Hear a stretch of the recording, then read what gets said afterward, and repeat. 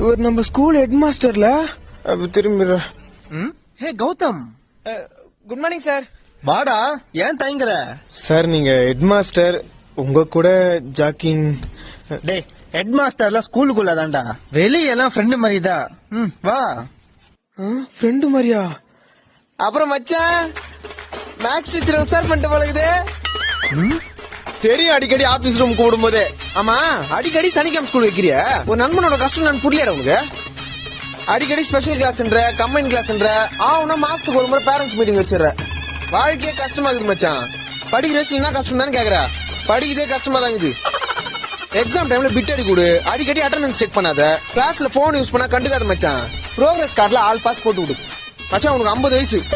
ஆடம்பர வாழ்க்கை 50 வயசுல கூட வாழலாம், ஆனா ஆசைப்பட்ட வாழ்க்கை அந்தந்த வயசுல தான் வாழ முடியும்.